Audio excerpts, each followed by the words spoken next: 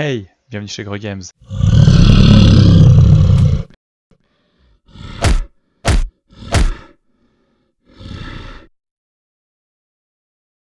Aujourd'hui, on vous propose un petit tutoriel pour créer des cartes pour vos prototypes. On a souvent des questions sur comment mettre en forme les idées. Vous pouvez bien sûr utiliser juste un papier et des crayons pour faire ça, mais ça perd en lisibilité. Le but d'un prototype pour nous, c'est la lisibilité et l'ergonomie. Donc c'est pour ça que je vais vous montrer des choses très simples pour créer vos cartes rapidement et que tout soit en forme pour que vous puissiez faire vos tests sans problème. Donc voilà, donc là on ouvre PowerPoint. Ouais, tout ce que je vais faire c'est sur PowerPoint en fait. Vous avez bien sûr les InDesign et Photoshop, etc. Mais quand vous savez bien les manier, ça va très vite. Mais il y a un niveau d'apprentissage qui est un temps d'apprentissage qui est assez important. Donc là on va sur un logiciel très facile à prendre en main qui est PowerPoint. Donc quand vous l'ouvrez, vous allez sur nouvelle présentation. Une fois qu'on est ici, ça on va le dire, on s'en fout. Vous allez ensuite sur conception, taille des diapositives. Hop, j'aime bien mettre la taille de mes diapos à la taille du papier sur lequel je vais imprimer mon prototype. Voilà, donc on va dans insertion, forme, et vous cliquez sur le petit rectangle, et ensuite vous cliquez sur le rectangle sur la feuille. Donc bien sûr, il y a plein de façons de créer vos cartes. Moi je vous montre la façon que j'utilise. C'est peut-être pas forcément la plus optimale pour certains, mais au moins vous êtes sûr d'avoir un bon rendu avec ça.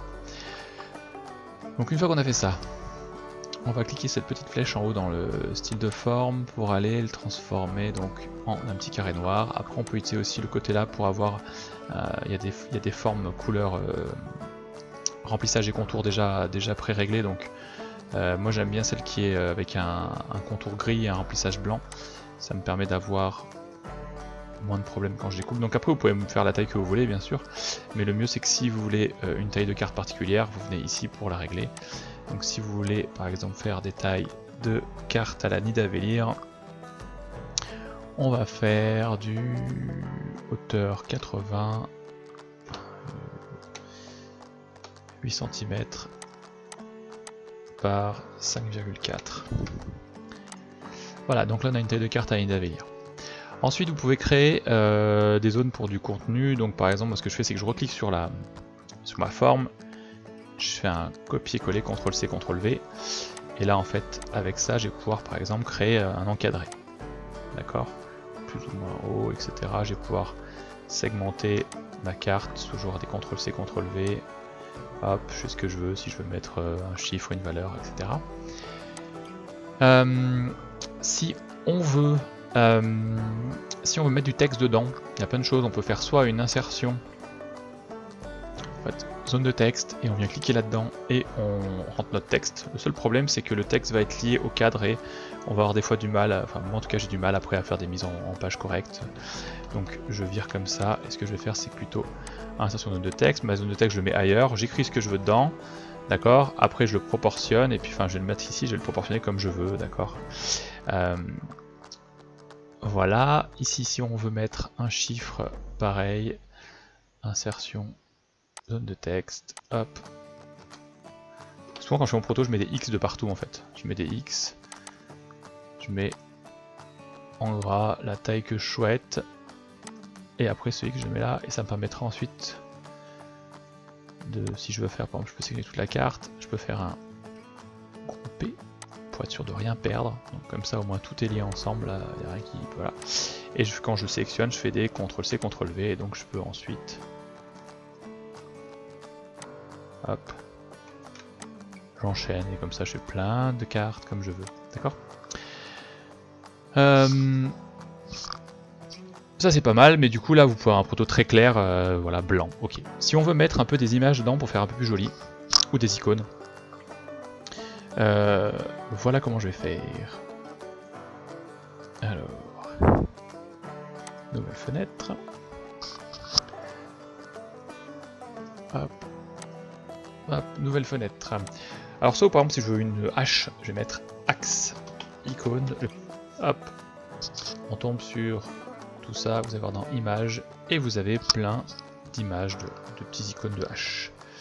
Donc qu'est-ce que j'aime bien? J'aime bien celle-là, donc je vais faire un copier l'image, clic droit, copier l'image, un CTRL V pour coller. Et voilà ma hache. Le seul problème c'est que vous voyez elle a un contour, elle a un fond blanc et en fait ça va gâcher, en fait ça va cacher ce qu'il y a derrière. Donc ce qu'on va faire c'est qu'on va essayer de détourer l'image. Il y a deux façons de faire, soit en supprimant l'arrière-plan, mais ça fait toujours des trucs pas beaux. C'est-à-dire que là par exemple ça m'a coupé la hache complètement, mais par contre là effectivement je peux la mettre où je veux, mais elle a plus la forme que je voulais, donc c'est un peu dommage. Donc je vais annuler avec un CTRL Z. Et là donc on voit que mon fond est revenu, donc ce que je vais faire c'est que je vais plutôt faire couleur transparente, et je clique sur le fond de la carte, de l'icône, et là, oh super, il est super bien détouré. Donc quand je dis qu'il est super bien détouré, ça fait propre sur un fond blanc, mais si par exemple ça je transforme avec un remplissage orange pour voir, pour vous montrer, et ben quand je le mets dessus c'est pas très propre en fait, vous voyez encore les contours blancs qui sont autour de la hache, mais c'est pas trop horrible. Donc on a notre hache détourée, on la met là, et le problème c'est qu'après on peut essayer de la... Voilà, vous dites ah, ok mais ça va empiéter sur les cases, etc. Donc pour ça on sélectionne tout, clic droit, on va la virer, sélectionnez votre carte, clic droit, vous allez dans grouper et vous faites dissocier cette fois. Comme ça c'est bon, ça sépare bien toutes les parties de la carte. Je mets ma hache comme ça et je resélectionne le petit carré que j'ai envie. Et je vais faire un CTRL X, donc c'est un couper, et un CTRL V pour coller. Donc là ma case elle est revenue par devant l'icône de ma hache. Pareil pour la zone de texte, donc si je veux par exemple une hache un peu plus grande, hop, et ben je vais faire, je vais sélectionner le petit cadre en dessous et je vais faire un couper, CTRL X, coller, CTRL V, et donc voilà.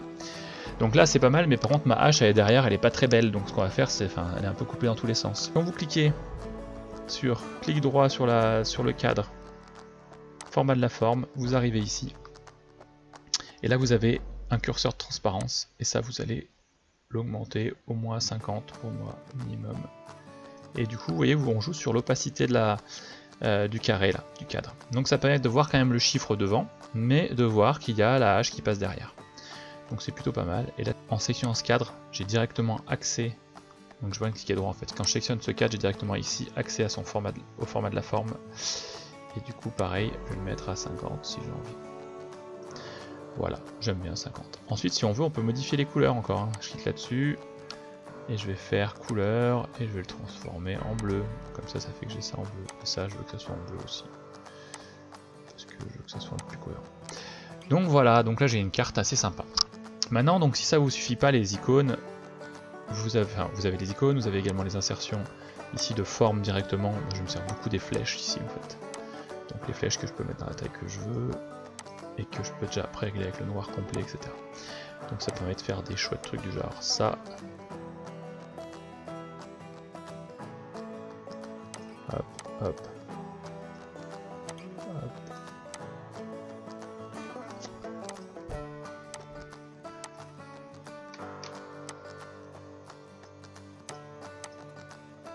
Vous voyez, on peut tout dimensionner, reposer comme vous voulez, et puis voilà.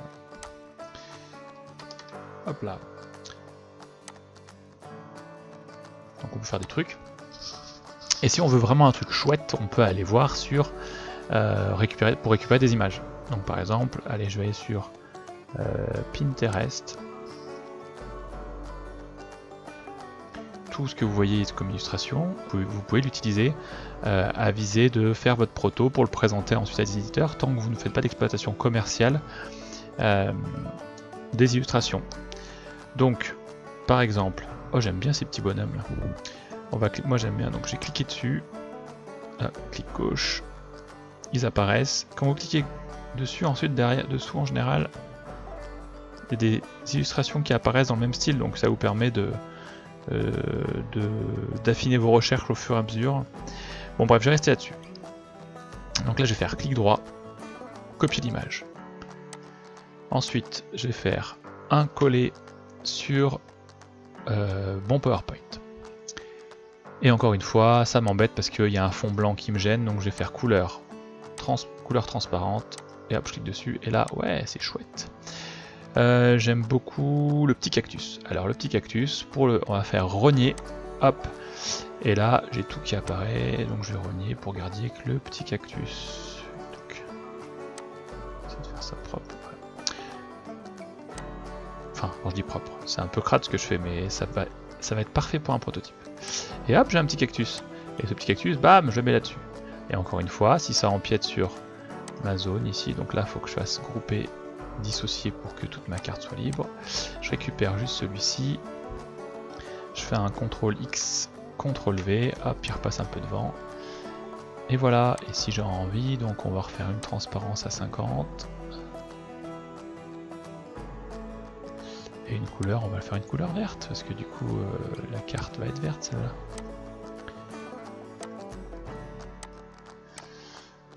Voilà, après, si il y a une carte que vous voulez, par exemple, une fois que j'ai fait tout ce que j'avais envie, je peux faire un CTRL-C, CTRL-V sur ma diapositive en cliquant dessus, et du coup, je peux copier ma diapositive à l'infini, je peux faire les modifs que j'ai envie, et voilà. Donc, en très peu de temps, je vous ai montré qu'on pouvait créer des cartes. Voilà, vous êtes donc désormais en mesure de pouvoir réaliser des cartes pour vos prototypes. N'hésitez pas à nous dire en commentaire si ça vous a plu ou pas, s'il faut qu'on complète ce que je viens de faire par d'autres vidéos, si vous avez besoin d'en savoir plus pour d'autres choses, parce que tout ce que j'ai fait pour les cartes peut être bien sûr ensuite étendu pour vous faire votre plateau, faire des pions, etc. Donc dites-nous ce que vous en avez pensé, et prenez soin de vous et à très vite. Salut!